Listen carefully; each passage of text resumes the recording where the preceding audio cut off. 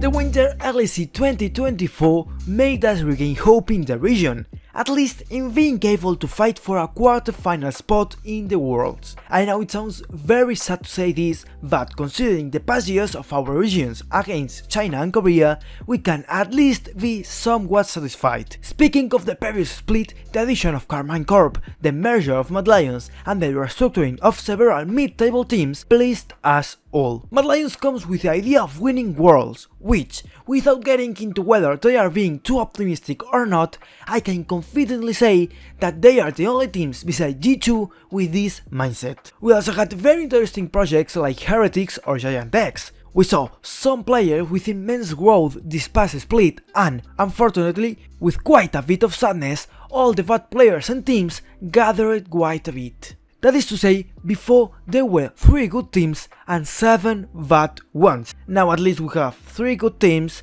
5 decent and only 2 bad, which, hey, in my books is a huge step forward. But before evaluating the changes that the teams have had this new LEC split, I think it's better to rank the 10 teams that make up the competition according to the final ranking that I believe they will have, while I comment on my reasons and what I think of each change. Now, a brief disclaimer, you can skip this video to the minute displayed on the screen if you are not interested. This is a new channel. As you may have noticed, English is not my native language. I'm a Spanish YouTuber specializing in League of Legends and a student as a game dev. This is a new project where I want to bring the Spanish community closer to the European one. Don't take any comments seriously, and above all, forgive my English please. I promise to improve over time. Now, let's get to the video.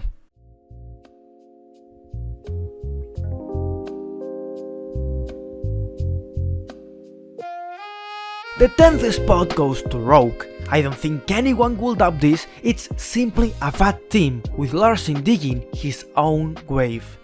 They played very poorly in winter, and my bet is they will do the same in spring. It's a style that doesn't opt for anything in particular and can only win against a team that decides not to play their game that day. This is why Maurank, in his good moments, was Rogue's detonator. It is true that the team doesn't have bad players, but absolutely all of them have the profile of enduring the game well and not having the ambition to win it. This leaves us with a team that generally plays decently, but is very boring. They play defensive and don't take advantage of the opponent's weak moments. Moreover, they signed Finn, a player who's not exactly a 1v9 machine that carries his whole team. In fact, I believe for that role, even Henda was better than Finn. The Swede plays duelist in top lane and is quite good with them, but when it comes to joining his team, he doesn't stand out much. The 9th spot indisputably goes to Karmine Corp, as they have generally played much better than Rogue,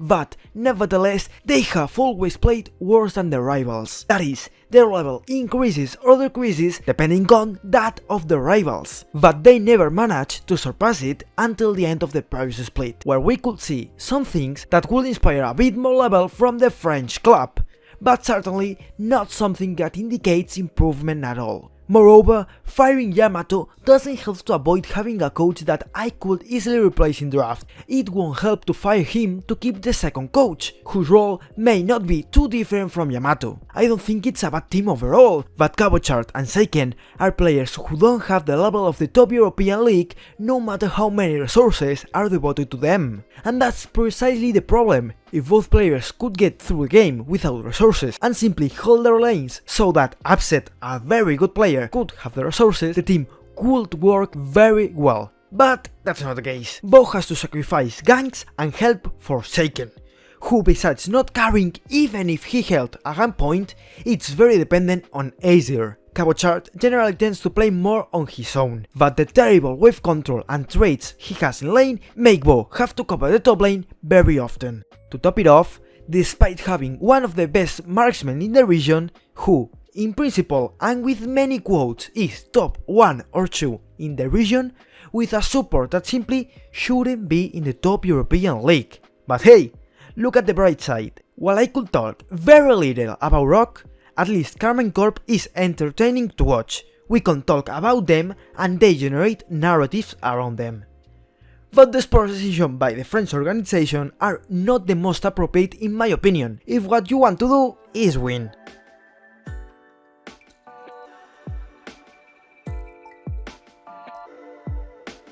Starting with the second group of the 10-team list, we have the Madrid-based club Team Heretic. Generally, all the teams in this group are the ones that have a couple of decent players and a few who don't contribute absolutely anything to the team.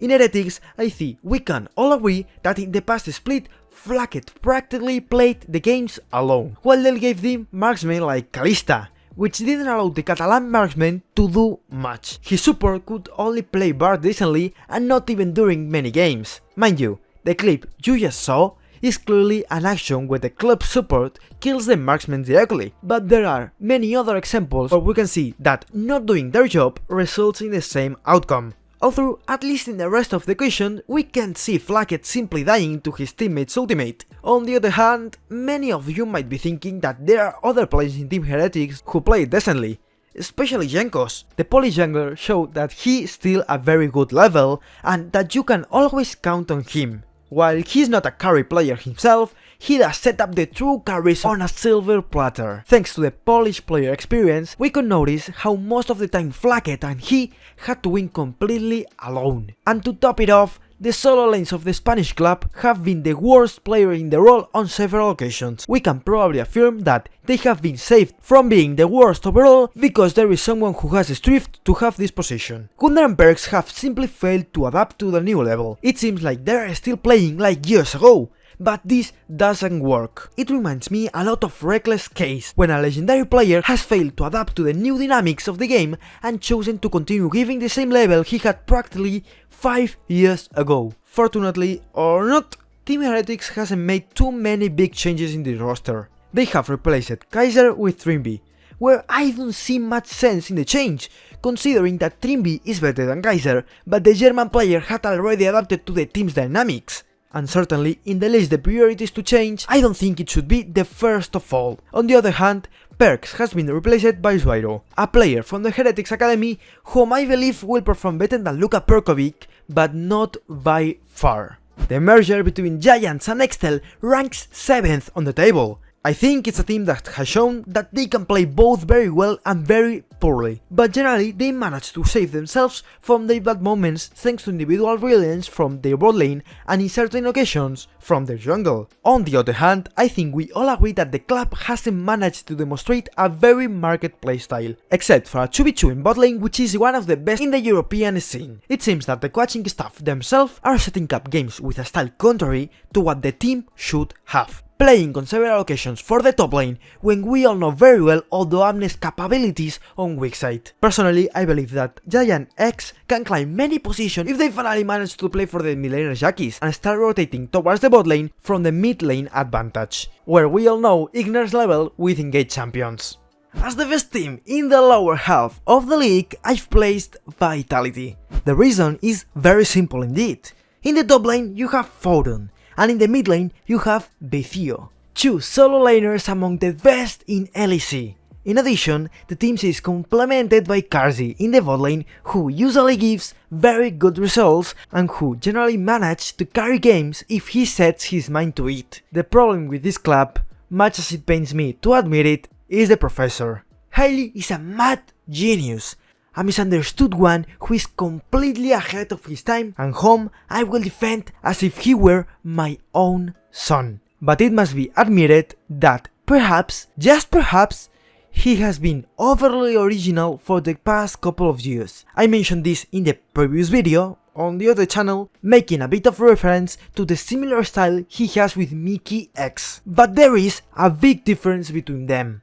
And I can't believe that one person can die several times in a loop, leaving base and crashing into the mid lane with Rakan. I simply believe that Vitality is a team that could easily be top 4 if one of the following things happen. The first thing is to change Hailey. The problem is that in Vitality's academy there is Stand, a support who, personally, has not managed to make a deep impression on any team, and who, after his time in Giants on several occasions and in Koi, I haven't seen the step forward he should take to move up to the LEC, except for having very good map control, which I think it's super positive for an ERL support. The second option to improve vitality is to try to control highly once and for all. It is true that this has been tried on several occasions, but it was only achieved in Fnatic 2018. There are certain interviews and documentaries about the team, and it was said the great work that had to be done with Hailey to stop those crazy attacks he has. Personally, I believe that if Hailey just thinks twice about what he's going to do and only takes the option with the biggest success rate, the team can improve immediately and he can become again one of the pillars in the European support role. Now we start with the top 5. In this case, I think there is a quite big jump in the terms of level difference compared to the previous spot. SK is, without a doubt, a flawless team. Wait before you insult me, please. With this statement, I mean that SK Gaming is the first team in this video that doesn't have a position that completely drags it down. It is true that they have a very rigid style because of their mid laner Nisqy, but there is no player in this team who is low on their tier list, and in general, they are all very solid. SK is the kind of team you never want to face because you know that the minimum they will give is quite high. Irrelevant has established himself as one of the indisputable top laners on the entire LEC. Isma has had the first split worthy of praise from all friends, and he was also flashing the Mad Lions icon all the time. W Isma. On the other hand, Nisqy is not a bad player for the LEC. It is true that he needs ganks from top lane, support, jungle, and in some cases ADC as well, but he usually manages to gain advantage intelligently across the map. He's not a mechanical player, but rather stands out for his experience, and this is also a double-edged sword that the club has. There are many times when you require mechanical genius from the person who has all the resources, but Nisqy can never give you that. He simply plays with his advantage to try to get more and more. Therefore, if you manage to deny the resources of gold for Nisqy, the team can only be saved thanks to the rest of it, which is true that they are very good, but generally they drag quite a bit when Nisqy is off. Not to mention that DOS and Exakik are two very consistent players who don't usually make mistakes. And yes, finally entering the 4th position, BDS is, without any type of doubt, the team within the Descent group that has stood out the most. Initially, they only had a very solid game, but at the end of the split, we have seen very interesting things, especially from Ice, their ADC, and largely from Nuke as well. The mid laner has been consolidating himself for a couple of splits as the second best mid laner in the entire LEC below caps, and it really surprises us all that he has managed to maintain the position until now. On the other hand, Ice's case is quite serious. The Korean started the split in a very bad way, and some people would put him as 8th in the tier list made during the season. However, the player seems to have gained confidence, and after an adaptation of the entire team, BDS has stepped up. Before, the Swiss club was simply a club with cheesy picks in the top lane that won, and now Adam doesn't depend on his weird picks. Sheo doesn't have to camp top lane, and Ice is the piece that the club needed to allocate resources through the mid lane priority.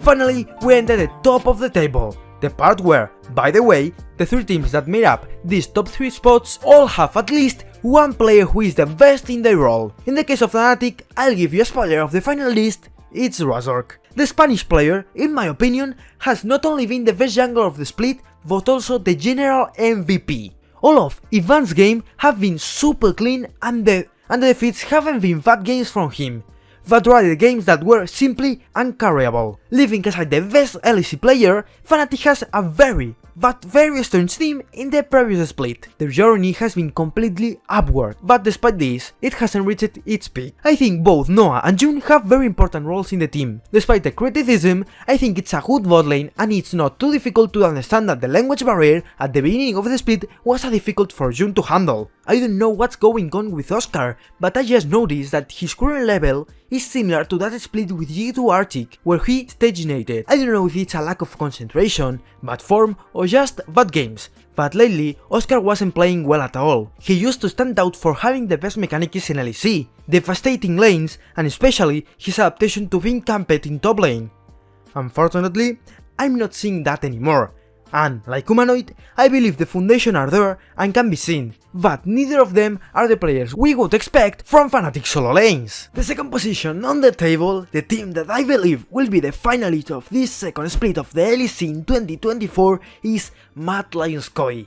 The Spanish club has been a complete madness, speaking frankly. What could be expected to be a relaxed split as a reality check for Koi turned it into a split where they were finalists and lost against G2.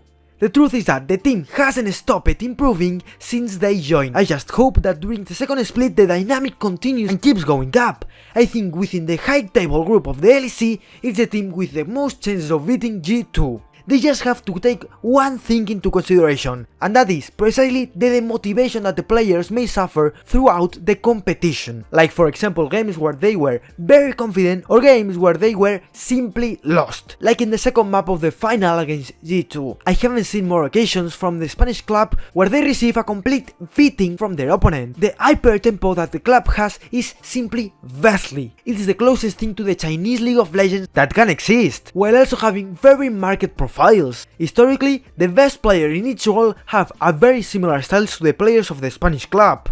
And I want to highlight above all the role of Alvaro in the team, who was the only person who played poorly during the BDS games and the regular phase, and G2 in the final which tilted the game in favor of their opponents. As I said in the past, Mirwin is the person who decides the results the most because of his super aggressive gameplay in the top lane.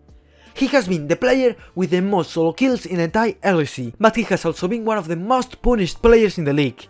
He's a very young guy with a lot of future, but it's true that his grade level sometimes goes against him by playing too much on the edge. And yes, not putting G2 in the top 1 of the LEC initially is simply an insult to the best organization Europe has had. It's a team that surely has the best top laner and the best mid laner in the region without much debate.